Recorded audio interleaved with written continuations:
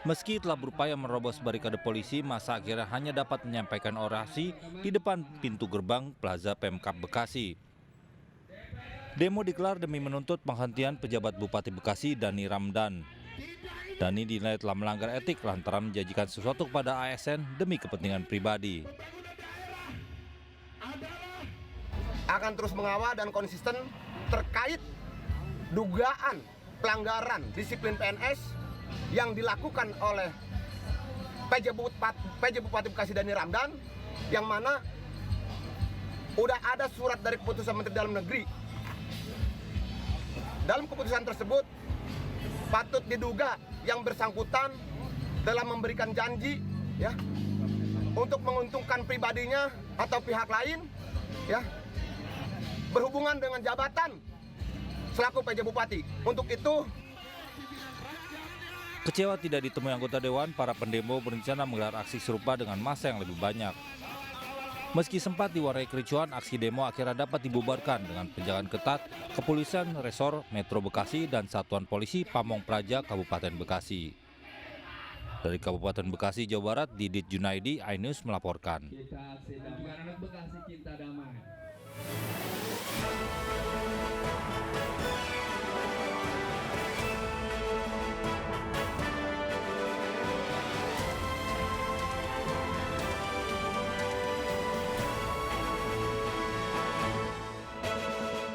Wali Kota Depok Muhammad Idris ultimatum pengosongan kegiatan belajar mengajar di SD Negeri Pondok Cina 1.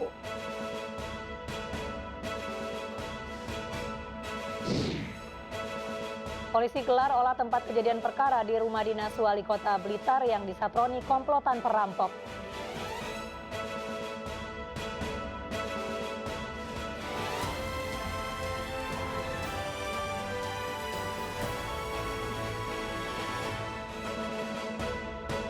Halo, selamat malam pemirsa. 4 kepala keluarga di kawasan Kebon Manggis, Jakarta Timur terpaksa kehilangan rumah akibat dilalap api.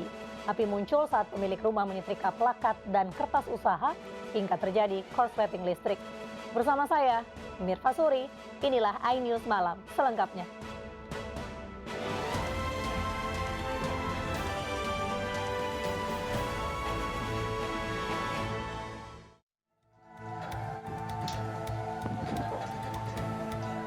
Bangunan yang dijadikan rumah tinggal dan tempat usaha kecil mandiri di kawasan Kebon Manggis, Matraman, Jakarta Timur ini ludes terbakar.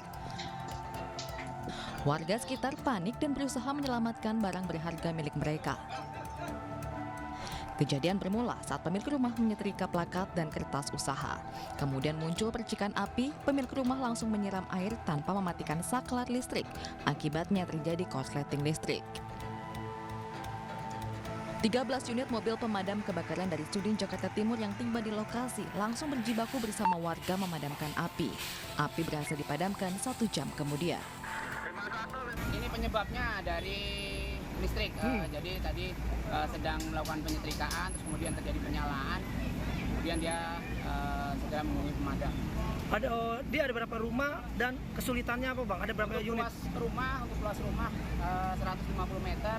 4 kakak, 7 jiwa. Tidak ada korban jiwa maupun luka dalam peristiwa ini, namun 4 kepala keluarga kehilangan rumah tinggal.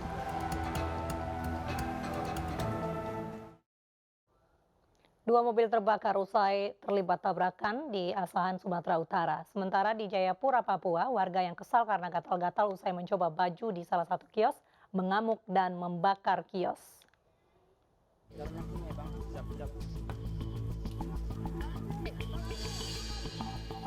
Dua unit mobil terbakar di Jalan Lintas Sumatera Asahan, Sumatera Utara. Kedua mobil terlibat tabrakan hingga terbakar. Petugas pemadam kebakaran yang tiba di lokasi langsung berusaha memadamkan api.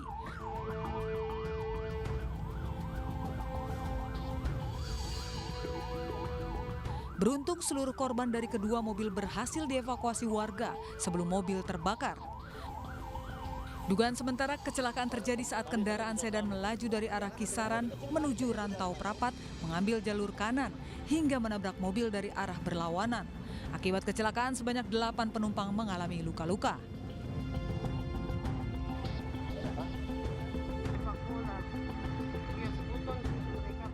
Sementara di Jayapura, Papua, beberapa kios di Pasar Wagete, Distrik Tigideai, siang ini dibakar warga.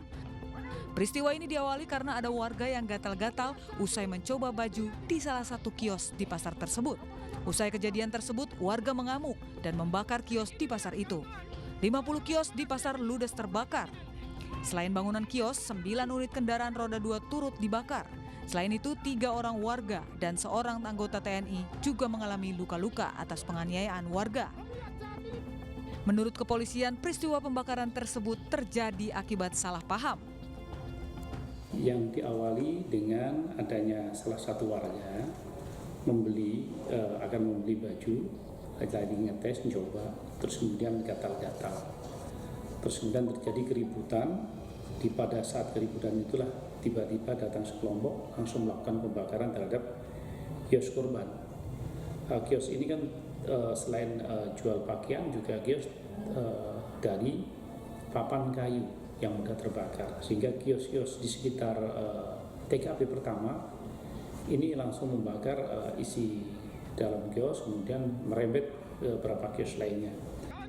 Pasca kejadian itu, saat ini situasi Pasar Wagete telah berangsur kondusif. Aparat TNI Polri masih bersiaga untuk mengantisipasi hal-hal yang tidak diinginkan. Tim Liputan iNews melaporkan. Sementara itu, sebuah bus menabrak bengkel tambal ban dan konter ponsel di Jalan Lintas Padang Bukit Tinggi, Sumatera Barat. Tidak ada korban jiwa, namun 9 orang terluka.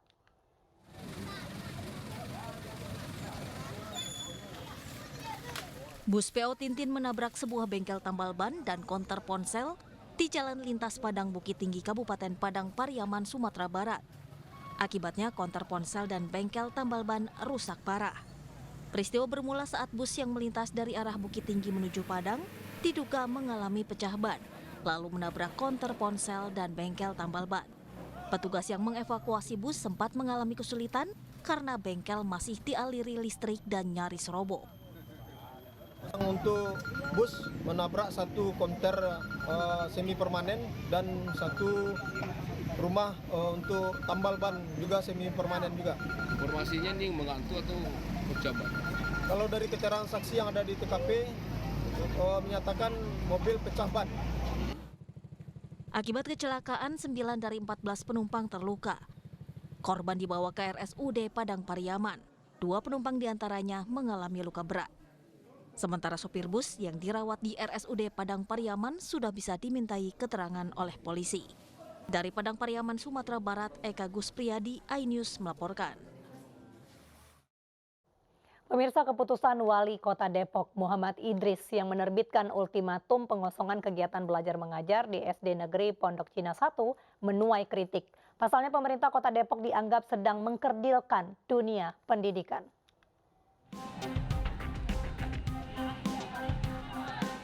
Anggaran pembangunan Masjid Raya Kota Depok yang berada di lahan SDN Pondok Cina 1 merupakan anggaran dari Pemprov Jawa Barat. Dengan adanya polemik di SDN Pondok Cina 1 yang akan direlokasi, Pemprov Jawa Barat akan melakukan penundaan anggaran pembangunan Masjid Raya Kota Depok tersebut. Namun hal tersebut dibantah oleh Wali Kota Depok Muhammad Idris. Dirinya menyampaikan terkait penundaan anggaran pembangunan Masjid Raya Kota Depok hingga saat ini belum diterima. Idris menegaskan pengosongan SDN Pondok Cina 1 yang nantinya akan dibangun Masjid Kota Depok tetap dilakukan. Tidak ada pernyataan resmi dari mereka ke saya. Kita akan terus proses. Ya, oke. Ya. Sampai hari ini nasib para murid SDN Pocin 1 untuk belajar di tempat yang diharapkan masih belum mendapat kepastian. Mereka pun masih belajar dengan didampingi oleh para relawan. Dari Depok, Jawa Barat, Yung Rizky, iNews melaporkan. Setelah mendapat penolakan dari wali murid, relokasi SD Negeri 1 Pondok Cina belum dapat dilakukan. Gubernur Jawa Barat Ridwan Kamil juga menghentikan sementara dana pembangunan tempat ibadah yang rencananya akan dibangun di lokasi Sekolah Dasar Negeri 1 Depok.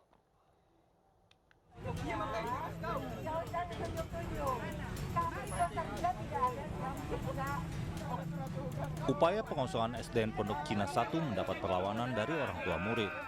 Akibatnya, Satpol PP Minggu pagi kemarin gagal mengosongkan sekolah.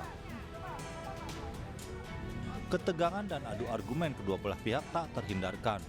Setelah perdebatan alot, akhirnya pengosongan ditunda. Ditanyakan apa urgensinya bahwa harus dilakukan pengosongan hari ini juga di Minggu pagi untuk pengalih fungsian sebagai masjid. Sementara yang diminta oleh orang tua murid itu sebenarnya mereka tidak keberatan untuk dipindah. Tapi tolong disiapkan dulu tempat relokasinya, tempat pindahnya itu disiapkan dulu supaya ruang kelasnya mencukupi. Karena kalau dengan mereka dibagi menjadi kelas siang di sana, berarti kan ada indikasi kuat bahwa ruang kelasnya tidak mencukupi sehingga harus dibagi kelas pagi dan kelas siang. Bela diri taktis, atlet, Pancasila. Pasca polemik terjadi, pemerintah Provinsi Jawa Barat berikan tanggapan. Gubernur Jawa Barat Ridwan Kamil sudah mengirimkan surat ke Pemkot Depok setelah menghentikan sementara penyaluran dana pembangunan masjid yang akan dibangun di lahan SDN 1 Pondok Cina. Karena pembebasan lahan untuk pembangunan masjid belum selesai dengan bermusyawarah. RK juga menginginkan Pemkot Depok tidak mengorbankan fasilitas pendidikan untuk pembangunan Masjid Raya Depok. Saya sudah kirim surat, intinya segala aspirasi daerah itu sangat kami perhatikan asal selesaikan dulu urusan dinamika lahannya kan, karena lahannya masih berdinamika, ya sudah saya kirim surat dananya ditunda sampai waktu yang tidak ditentukan gitu. Sampai itu selesai secara baik-baik, dan saya sudah kirim surat tolong dikedepankan musyawarah. Setelah upaya pengosongan gagal, Senin pagi murid SDN Pondok Cina 1 masih beraktivitas. Namun kegiatan belajar dilakukan oleh relawan karena tak ada guru dari Dinas Pendidikan Kota Depok yang datang untuk mengajar. Para guru di sekolah sudah tidak datang ke sekolah sejak ada informasi gedung sekolah akan direlokasi.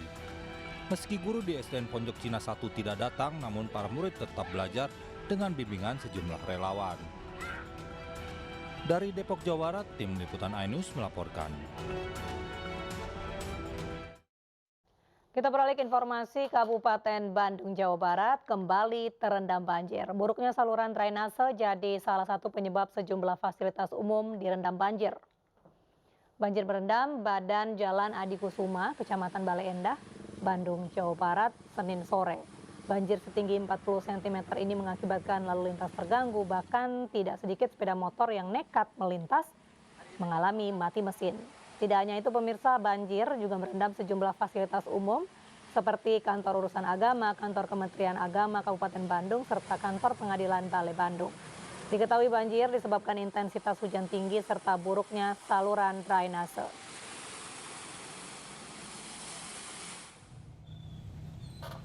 Banjir juga terjadi di sepanjang Jalan Raya Kopo Sayati, Kabupaten Bandung, akibat luapan Sungai Jadek yang tidak mampu menampung air hujan. Di wilayah ini hujan turun sejak pukul 12 siang tadi hingga sore hari. Akibatnya banjir merendam sejumlah ruas jalan dan merendam sekolah hingga mengganggu proses belajar mengajar. Lokasi ini sudah jadi langganan banjir, namun hingga kini pemerintah daerah belum juga memperbaiki aliran sungai dan juga menata kembali pembangunan yang telah merusak aliran sungai.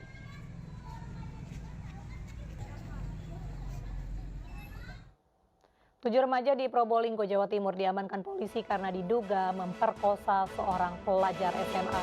Informasinya usai jeda.